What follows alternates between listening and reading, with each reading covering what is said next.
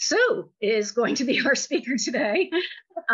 She is a great partner with SCORE, very experienced in marketing and digital marketing, has her own firm, eDynamic Marketing LLC. There is her email. And on the next slide is her bio. She has over 25 years of marketing experience, building national brands. You can see some of the brands that she's worked for or worked on. Digital marketing specialist. She has extensive knowledge in website development, why we asked her here to present today. Social media, email, search engine, some of the topics we'll be going through today.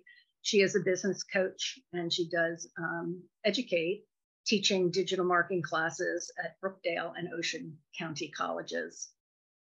We will have times we will stop in the middle of the presentation and check any chat or Q&A. And hopefully there will be time at the end for us to also go through any questions that have come up throughout the presentation. And I think of that, Sue, we'll turn it over to you. All right. Well, thank you very much. Whoops, there's some upcoming webinars. You wanted to cover that? We can do that at the end. Okay, great. All right, so I'm here today to talk about how to build a website that really works. And I sort of renamed it, sorry, but I feel like this is on point. It's really about phases of building a website. And, you know, business owners in their excitement to get to market and they want to make an impact, just rush to develop a website. And in the process, we skip so many pieces of the development process that in the end, we don't really get the website we want. So then you start to ask yourself, am I building a website that's driving customer sales? Or did I just build a castle in the sand that's going to get washed away with the next tide? And what I want to help you do is create a really strong foundation so that your website stands the test and makes a difference. So I have 3 objectives today. I want you to understand the different phases of building a website. When we're done today, I want you to be able to set some realistic expectations of what it might cost, how long it might take, and what the process is. Because even if you hire a full agency, an agency that has full capacity to do everything that you need, there are going to be pieces that you're responsible for.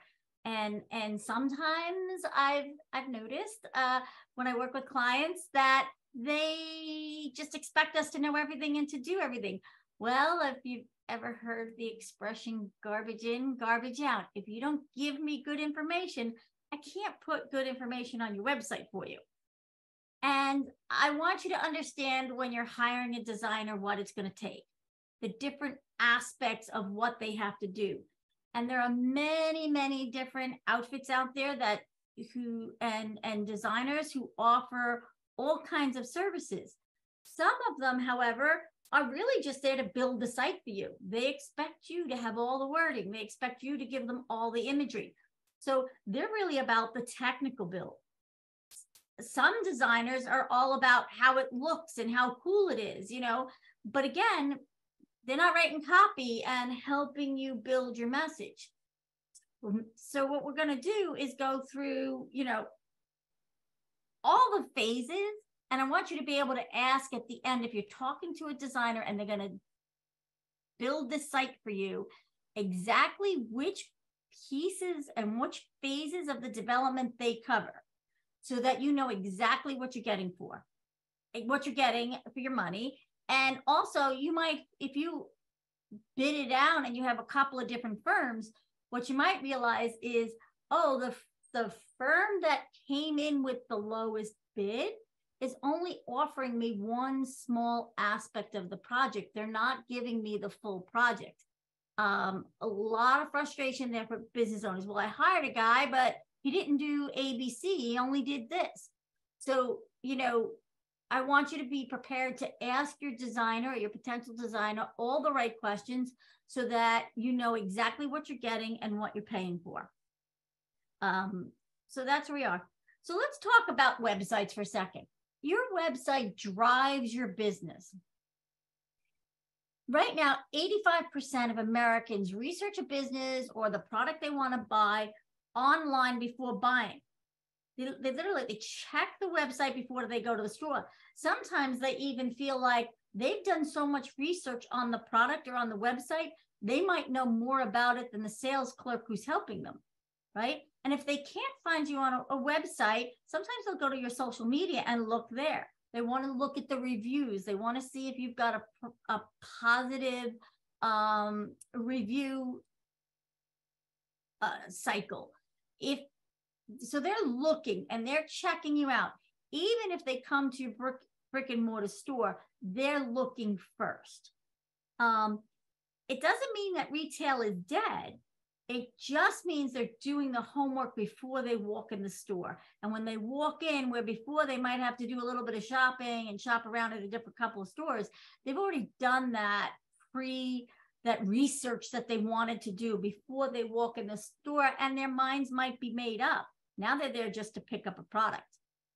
The other thing that websites do to drive your business is it gives you instant credibility. 56% of people say they don't trust a business without a website. So, if you want to be trusted, you really need a website, and you need a website that properly represents you. If I try to pull up your website and it doesn't load properly, or it looks really wonky when I go to the mobile version versus the online version, you've lost me. I no longer trust you because I'm like, these guys don't know what they're doing. They haven't even figured this out. I immediately write you off. So how the website presents is super important.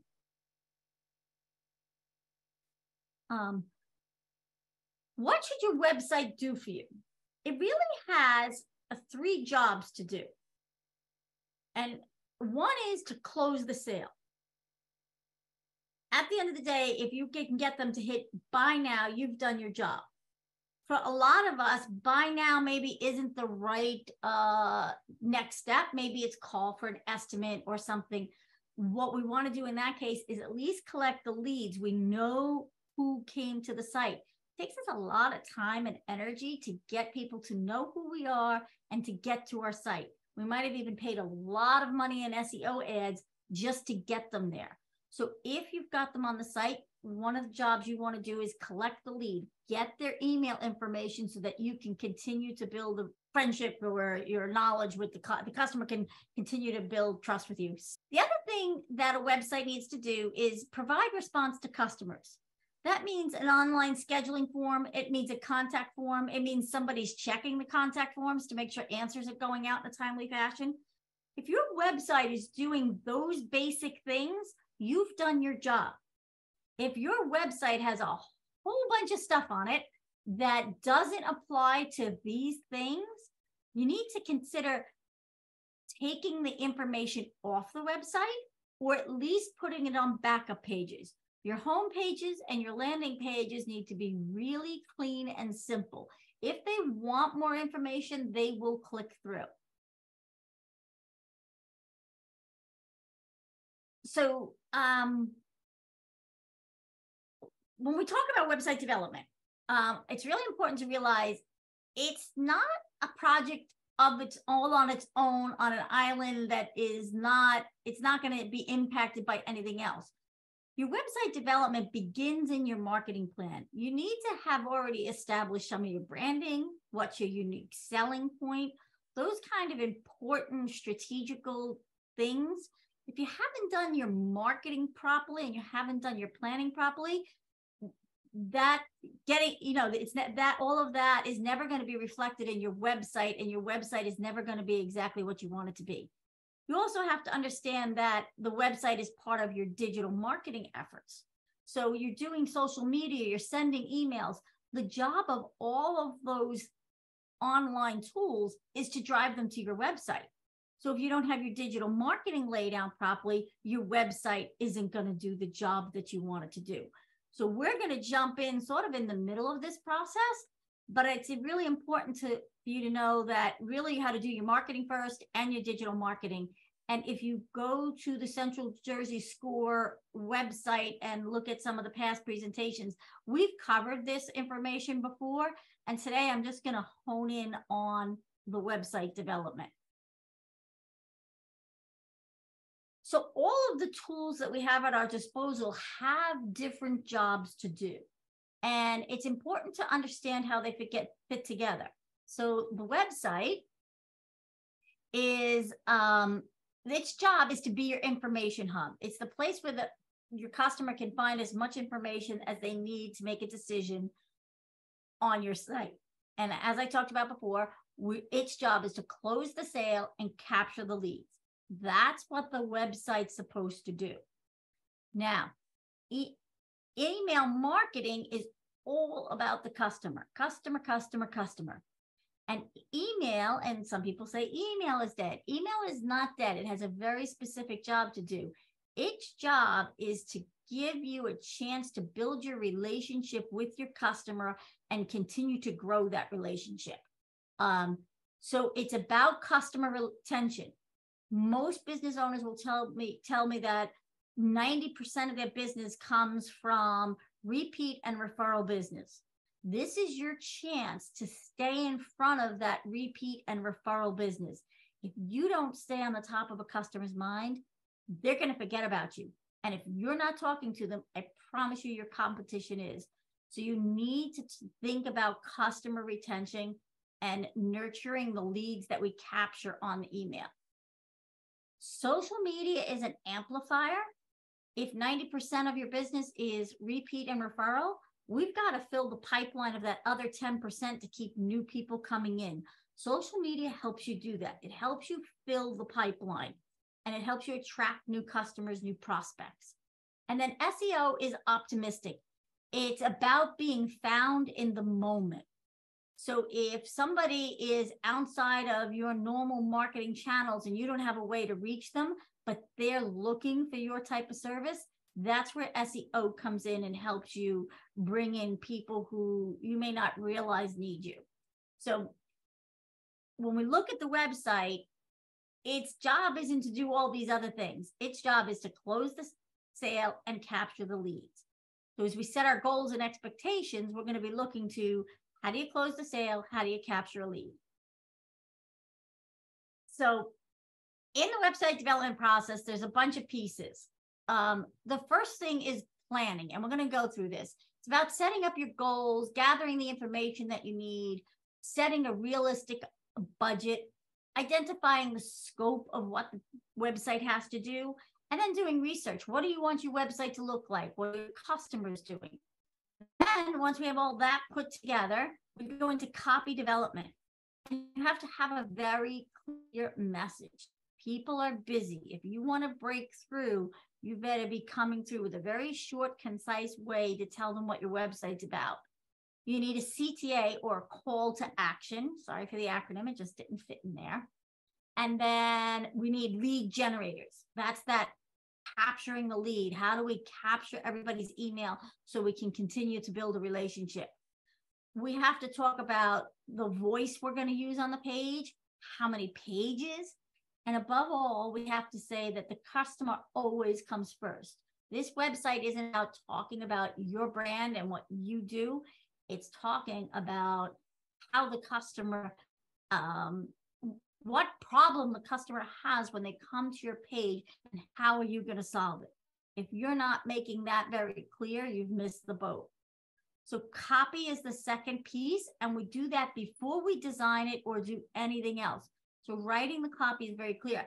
And a lot of times, especially if you hire a guy, right, who builds websites and he just starts building, he just designs what he does.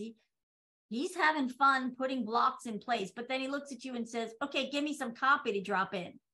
Well, if the copy is something you create off the cuff, you're just not going to have the impact. It requires a lot of thought, and it needs to be done before you start anything else. Then we can get into the design and your branding and what colors and fonts and the layout and the images. This is all about look and feel. How is the page going to be designed? And sometimes we hire a special designer just to do that piece. Sometimes we hire a special copywriter just to do that piece for us. Then we can get into building it. And that requires having a domain name, figuring out where you're going to host it. What tool are you going to use to create it? Is it going to be a WordPress site, or is it going to be something you build within your hosting platform? What kind of a template might you need? What plugins do you need? And we'll get into what all of those things are as we go through this process. And then SEO is your search engine optimization. It's how people find out about your page. And it starts with the things that you put on your page. You've got to figure out what your keywords are. Maybe you're using Google Ads to drive traffic. There's a lot of pieces of SEO, and we'll get into that. And then last but not least, just because you finished everything and you've got it set up, building a website is never done. This is not a one and done project. It's an ongoing thing that has to be managed. You've got to be looking at security on the site, making sure nobody's hacking you. You've got to be making sure all the functionality continues to work as it was on day one when you open the site. Sometimes different pieces of software change, and one software upgrades and the second one doesn't, and all of a sudden they don't work together. So you think you've got a customer form on there that they can fill out to reach you, a contact form, but really it doesn't work and you never get it. So periodically somebody's got to be checking the functionality of every piece of the site to make sure it works, is still working properly. And then we've got changes and additions, and we want to continue to make those changes and additions and make sure that it continues to upload very well so that we can maintain our SEO ranking.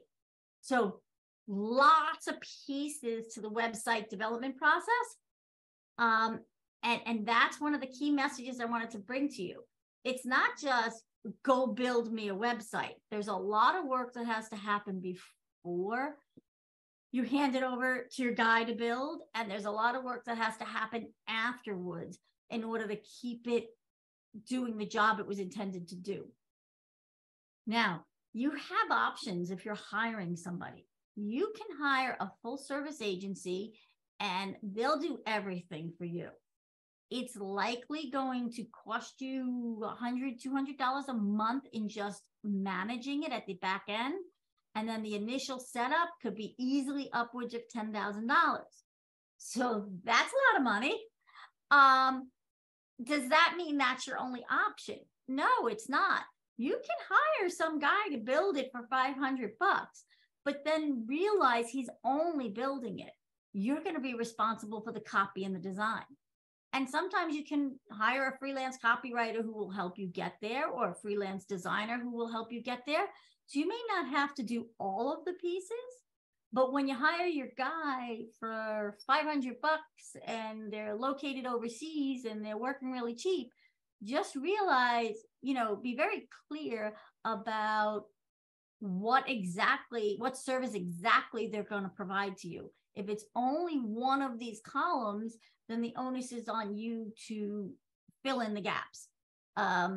That might mean having somebody on your team be responsible for the project and its execution, or maybe you hire somebody just to help you go through all of those phases. There's a lot of ways to manage it and make it fit your budget. It's just important to realize there are a lot of phases, and not everybody offers every phase of this process. So you've got to make sure you know what you're getting when you hire someone. That leads to a lot of frustration for business owners, because they think they're getting it all and they're getting one column and not the rest. So nothing ever works the way they planned it to or the way they wanted it to. Let's talk about planning. Before you start, planning is everything. What does Benjamin Franklin say? Failing to plan is planning to fail, right? So you've got to identify your needs. What does your website need to do? What information do you need to display on the site? And what are your goals and your expectations? Is it strictly to generate leads and maybe get people to fill out free estimate forms? Or is it to actually sell physical widgets on your site?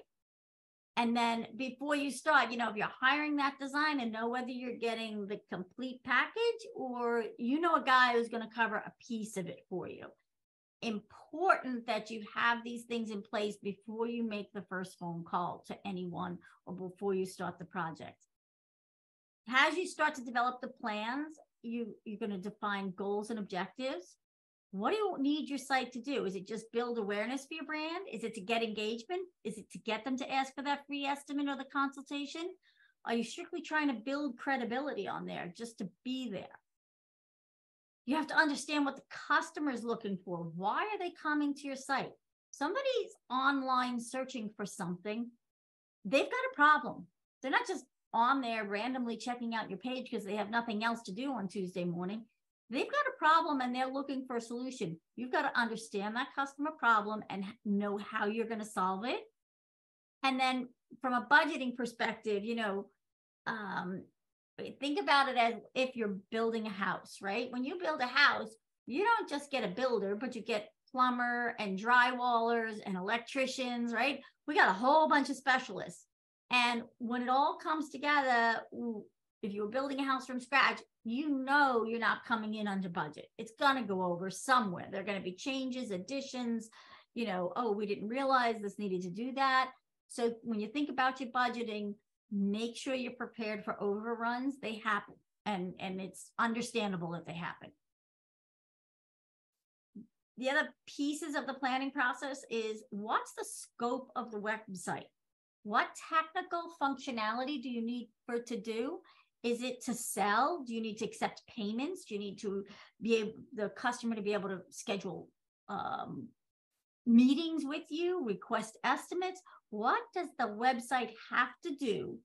And how does the customer fit into that?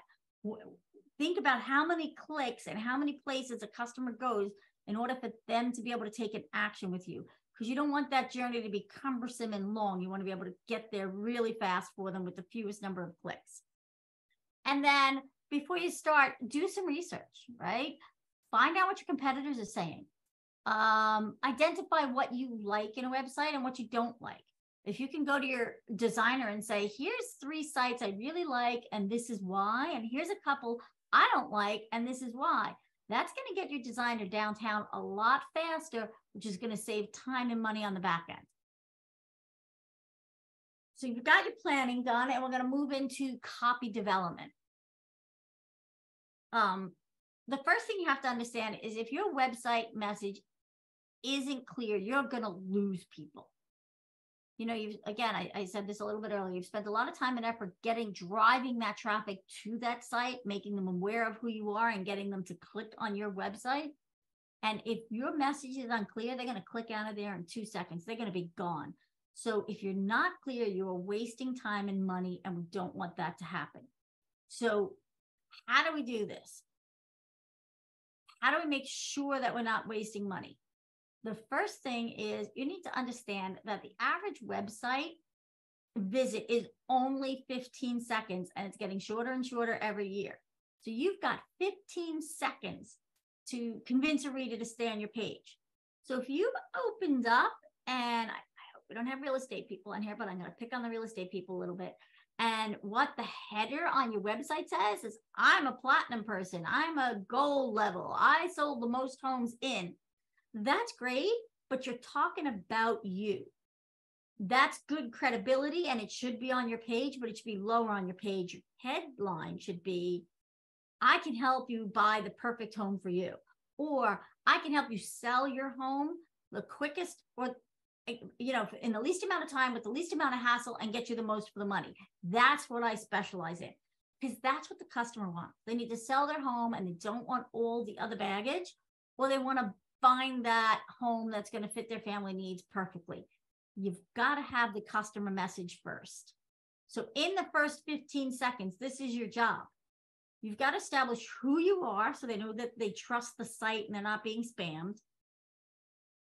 How are you going to make their life better? I'm going to sell your home quickly and without hassle and get you a good deal. That's how you're making their life better. And then how do they take an action? Click here to schedule an appointment with me, and I'll come out and discuss it with you. That's the 15-second test. So here's what I'm going to do. I'm going to show you a site, and I'm going to give you 15 seconds, and then we're going to click off it and come back to this.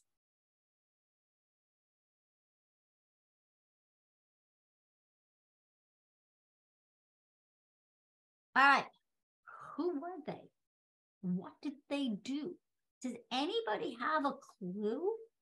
No. That's what happens when you say, I know a guy and they're gonna help me build a site. They just have at it and put up whatever they got to work with. And sometimes if you haven't given them anything, it's not much. And that's a perfect example of a site I came upon that made no sense. So in that 15 seconds, oops, who are they? You know, they're Great Southern Environmental. The logo's in the corner, right where I know to look for it. What do? How do they make my life better? They're environmentally friendly pest control and lawn maintenance, safe for your family, your pets, and the environment. Now I know how you solve my problem. What action do I want you to take? Well, here's a free estimate form. You can call me and I'll come out and figure it out for you. Or if you're not sure if you need me and termites happen to be a problem, here's 5 signs you have termites. All right. So you're giving them something of value, but at the same time, you're collecting their email, and that's your lead generator. So that's what the top of the page should look like, and how you should clearly execute what the message is. So, you know, when you start to craft your message, you've got to make it about the customer. It's got to be the customer's problem, not what you do and how you do it, but what's their pain point and how are you going to solve it? And you've got to pique their curiosity. You've got to get them saying, yeah, I want that, right? And then how you can help. Right beneath it, you're going to list a few ways. These are all the benefits you're going to get if you hire me. You've got to make sure you have a clear call to action. You know, Amazon is buy now. Yours might be schedule a free call or get a free estimate, or, you know, there's different types of things. Maybe it's reserve your spot or get a discount. All of those things are very actionable call to actions. You want to put that button in large text so it's legible, and use bright colors. Make it stick out a little. My rule of thumb is I always go with gold because Amazon uses gold. And why train? You know, the human brain doesn't want to rethink things. It knows that yellow is buy now. Stick with it unless it really looks pretty bad on your website and you need to match your brand. Then I would reconsider. But I would say 80% of sites that I build, I use a yellow or a gold buy now. And you want to keep that buy now button above the scroll line. So I don't have to scroll to find it. It's always available to me wherever I am. You want a lead generator that helps you capture leads for each person who comes to your site, because 96% of the visitors who come to your site are still shopping. They don't know what they want. They're not ready to buy. But that doesn't mean we want to lose them. We want to keep sending them emails so that we remind them, oh yeah, I saw this on your site and you did the job I needed. It helps you to, whatever the lead generator is, it helps you to sell your product. For example, if you're a party planner, maybe you do 55 superhero ideas. That reinforces what you're selling and how you're helping people. It has to provide valuable information to the reader. If it's not information the reader wants, you're going to lose them. And you want to it helps you build that email list so you can continue to reach out to people and stay in front of them. Oops, sorry. So there's the lead generator. So if you put that all together, here's the anatomy of what a homepage would look like. You should have a logo in the top right corner. Your header should be very clear and solve the customer's problem. Beneath that, value proposition. This is a couple of sentences about what the brand does.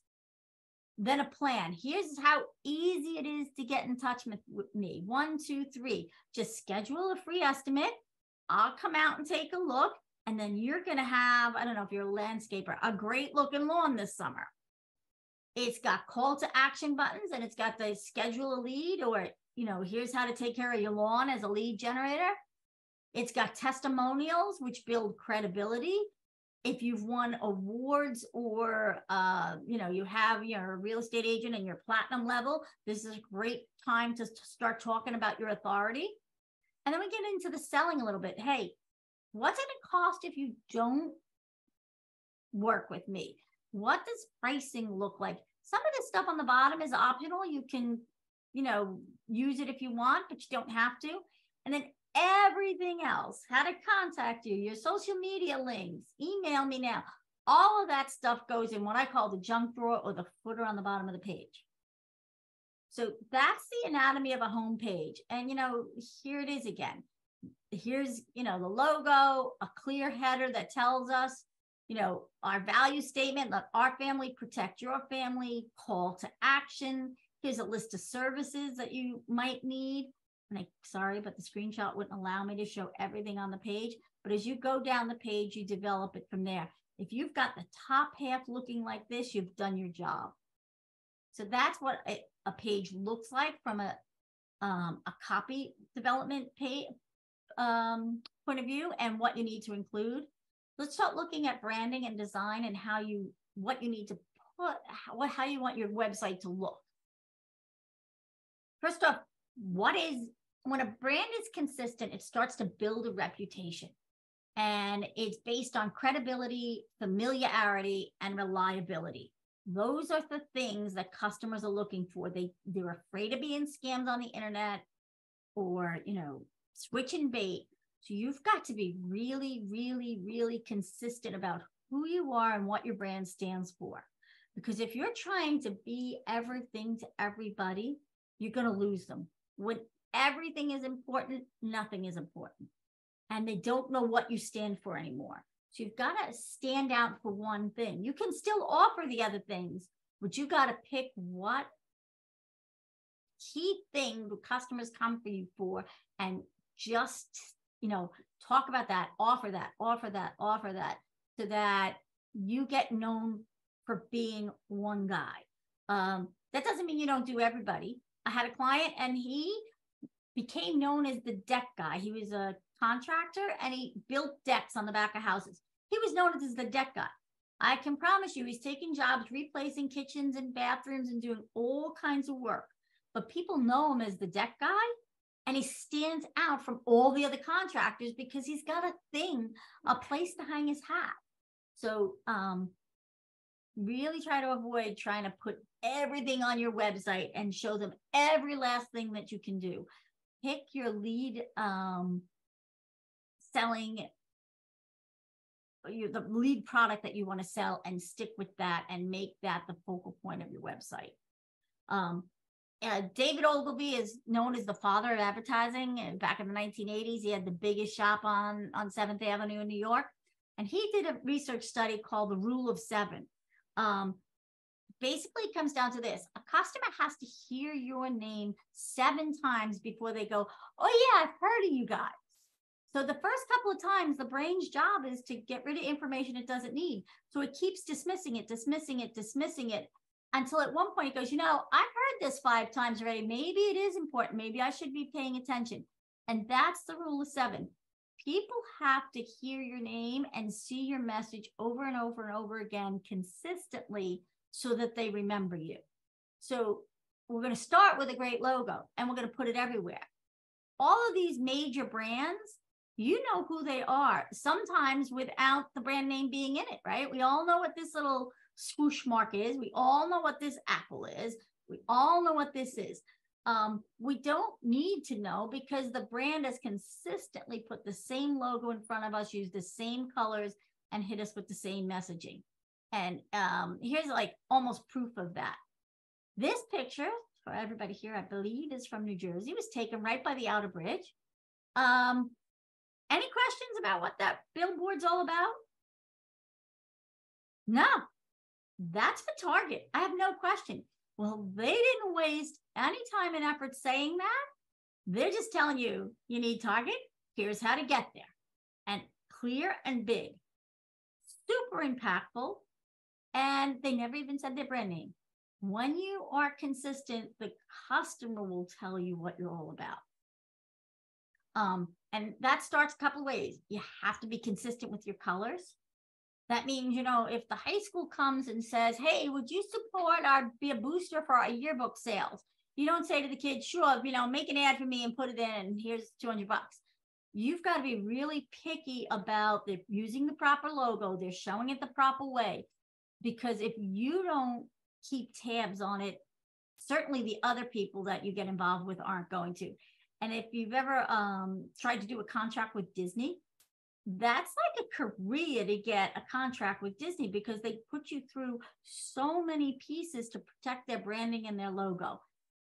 Color is a huge piece of that. You've got, if I tell you what's Dunkin' Donuts, you almost know immediately it's like this pink and orange, right? I don't have to tell you.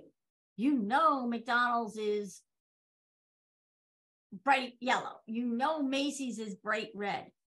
Our brain remembers color before it remembers words. And colors, every color, as you're picking your logo, colors mean different things. You know, yellow is optimistic, green is wealthful, relaxation, purple is creative, soothing, calm. Think about the colors that you pick when you're picking a logo, because it's really important. It generates, it's starting your branding before you even get started. So don't overlook your color process. Be consistent with your voice. What is your brand voice? Are you trying to be professional or friendly or maybe playful? You know, what's your tone? Are you trying to be honest or scientific and prove a point? What language? Are you trying to be savvy or just really simple and whimsical? What's the purpose of your brand? Is it to entertain? Are you movies? Are you, a restaurant or a bar? So where friendly and upbeat might be a thing? Or are you trying to educate people? Know what your brand voice is and make sure that the website follows that. If you're a financial consultant and they put your designer puts together something very whimsical, it's a disconnect for people, and you're going to have a hard time trying to build your reputation because the website just doesn't fit what your brand should be. So you've got to tell your website designer, this is my brand voice. This is the tone I want you to follow. And here's the purpose of my brand. I'm educating people. I'm entertaining people so that they know what direction to go. If you don't tell them, they're going to make it up on their own, and they might get it right and they might get it wrong. So it's your job to bring people down the people that you hired down the path and set it up. Oops, sorry. And then design.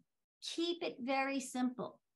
We're all busy. If you've got one of those headers that flashes every 3 seconds, I just got on your page. I'm trying to figure out who you are and what you're about. And, do you solve the problem that I have?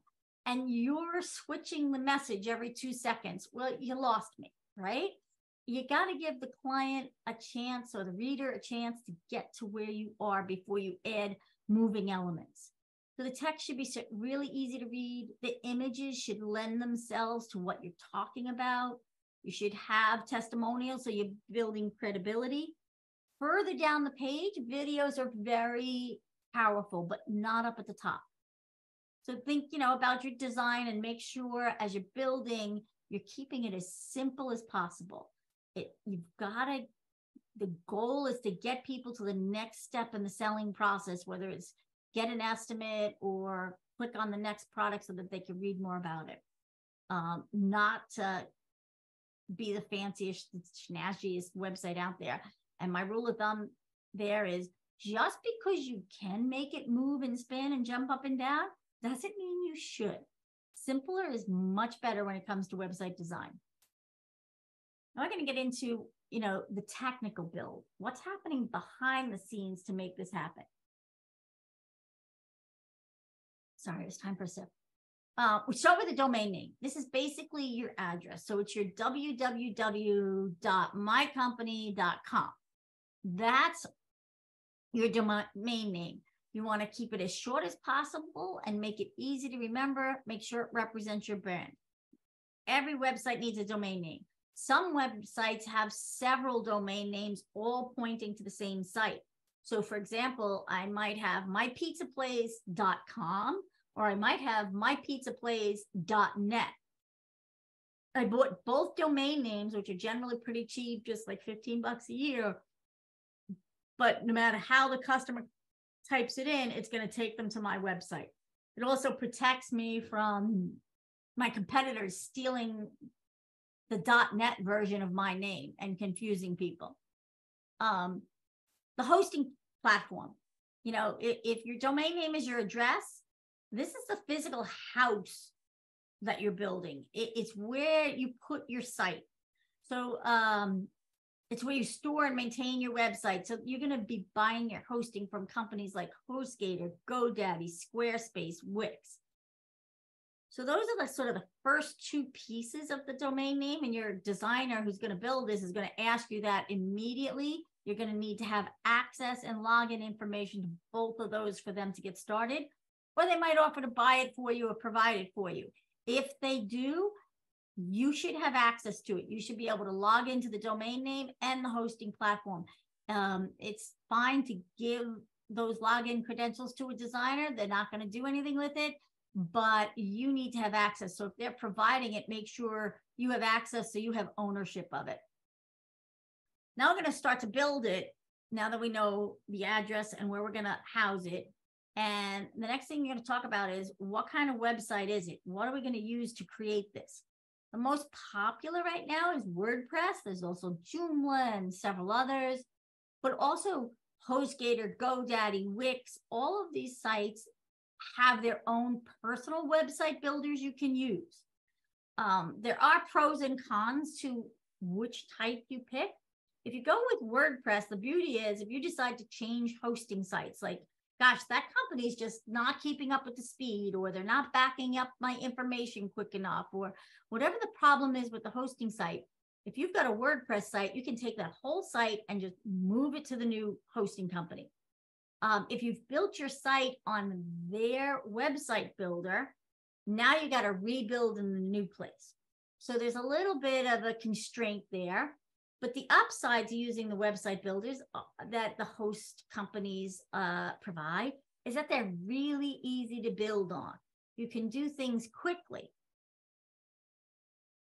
Is a lot of flexibility. They limit the amount of things you can do and where you can, how you can manipulate your text boxes and move things around and stuff like that. Where in WordPress, it's a customized site. You can do a lot of things. So WordPress gives you flexibility.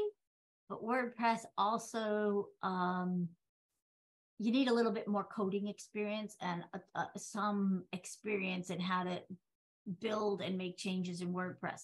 So you have to think, if you're saying, I don't care because I'm never logging in and making a single change on my website, then WordPress might be the way to go. Shouldn't cost you too much more than when you use something from the host.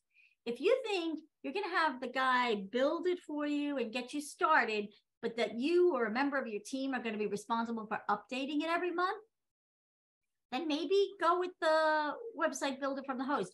But what creation tool and what type of a website you have is a conversation you should have with your designer, and make sure that you know what you're getting and what the limitations and expectations of each type of tool are.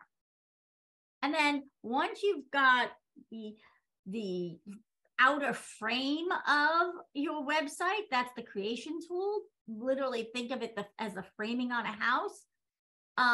Your template is how you fill it in. What do all the rooms on your page look like? Where are you putting the furniture? This is your template. And usually a template comes and it's a basic setup of here's how a basic page can look. And it gives you different page options for you to choose from, but then you can customize it. Oh, you know, I don't like the picture here. I can drag it over here. No, I need more copy here. So add another copy block. The template, you know, you just want it to be really flexible, customizable for your brand, and give you lots of options. I really like Avada. If you're looking for one, it's just a brand that I use, and they seem to have everything my clients need. And that's Avada, A-V-A-D-A. I see a question about Wix. Wix is good, but again, it's fitting into this one here with website builders from your host. You're going to have to use their website builder, and you're not going to be able to put WordPress on. And so it takes away some of your flexibility. So when you build a website, there's a couple things you have to do. It has to load fast. If it takes too long, people think there's something wrong with the site and they click out. It's got to be easy to find. So your SEO has to be set up. We'll talk about that in a minute. It's got to be easy to share, social media and things like that. The domain name has to be easy to remember. It's got to be really clean and fluid, easy to navigate. It's got to be responsive. This takes up sort of the biggest amount of time in the build. It's got to fit every screen size. So if I have a really small phone, or if I have a larger phone or a tablet or a desktop or a big monitor, those all make a difference. And the designer's got to make sure that, the builder's got to make sure that it fits on all of them. And then it's a benefit if it's a secure site. Talk to your designer about that. He'll give you direction. So search engine optimization is all about when people search for you on the internet, will they find you? 95% of readers don't look past the first page. So getting higher in the ranking is important. And one of the problems is typically the first 2 or 3 spots on a list are taken up by the sponsor. And then I even had to scroll to fit this bottom part in before it started to list whatever site came up first. So, you know, SEO is important for you to be being found on the internet. Some factors, the site needs to be secure and easily accessible. If it takes too long to load, it's not easily accessible. There are also accessibility options, like for people with poor eyesight or for hearing. There are different things that you have to set up in the background of the site so that it's accessible for everyone. It needs to be well coded. If it's not well coded, the pages can drop and not load the way that you meant it. You need to set up what they call a robots.txt. It's sort of a sitemap, but it tells Google what's on the pages and what pages you have. If your guy's not doing this is a good test for you. If you're not sure if your guy is really doing everything they're supposed to, ask him if he's going to do that for you. That sort of should weed out some players for you and get you to somebody a little more reliable. You got to be able to load fast. It's got to be mobile friendly. If it doesn't load well on a phone, if it only loads well on your desktop, Google isn't going to rank you high. And then there are things like domain age. How long has this website been in business? Google trusts people who've been around longer. Does the address or the domain name, the URL fit what's on there? Do these people have authority to be talking about whatever they're offering? All of these things build your SEO. And you can do there's different types of SEO. One is on page, the other is off page. So on page, you just got to optimize your content, make sure your coding is right, your image sizes are good, they don't take too long to load, that it's mobile friendly. These are all the things you can control on your site. Off the site, we have to build trust. Just usually that's age, how long you've been out there. Have authority. People will refer to your site, link to your site. You're sort of the go-to. You've got social media linking back to the site. You have inbound links from reputable companies coming to your site. All of those things will help you build SEO. This is a full-time job for somebody. So, and a lot of times it means hiring somebody differently just to do SEO. But basically, Google is looking for 3 things from you, and we call it EAT: expertise, authority, trustworthiness. Are you skilled in what you're talking about? Do you have the authority? Are you a go-to source? And are you trustworthy? Or is did you just put up your first thing and you haven't built that trust yet? To improve that EAT factor from Google, again, expertise, authority, and trust, an About Us page helps. Optimize your on-page SEO. List any certifications, awards. Again, real estate agents, hey, I'm platinum level. That builds authority. Blog posts that link back, and you post it to LinkedIn and social media and wherever else, Facebook, so that those sites are linking back to your site. You're responding to your reviews in Google. Everything on the page is accurate. It's accessible to everyone. A contact us page and a privacy statement all improve your EAT score and will help rank you better. And then like I said earlier, website management, it's not one and done. You've just like a car, you've got to keep it maintained, check the tires, fill it with gas, change the oil. You've got to make sure that your security is in place, hackers haven't come into the back end, that you're keeping up with any security revisions, that the software you're using is up to date. You've got to make sure that the pages are maintaining their functionality. So all the software is up to date, all the plugins like your contact forms all work. You're making additions and changes as needed. SEO monitoring is important, just keeping track of everything, and that we're driving traffic to the site on a regular basis. That website management is usually in the form of a couple $100 a month to keep you up to date and keep everything rolling smoothly. But you have to plan when you're building a website, you're going to have these ongoing maintenance costs, just like you do in a car. And that's what I got, finishing with just a couple of minutes, but I did want to offer you a free website review. If you want me to take a look at your website, I'd be happy to do it. Oops, sorry. I'd be happy to do that. Here's my contact information if you need it. Nancy, can you just one last time throw the link to the slides in there? Just in case somebody came in late or then they can't find it. But the Sure. link is in the chat. Rule of thumb for domain name length. I don't want to quote, I haven't looked that up in a long time, and that's one of those numbers that changes. I would definitely Google that to make sure that you're getting a good name. But remember, whatever it is, every time you put it on a business card or you tell it to somebody over the phone and you have to spell out every letter, a long name gets really confusing and hard. So, the simpler the better. We all, though, hit the problem of, all the good domain names are taken and I had to make mine really long. And sometimes that happens. You got to deal with it.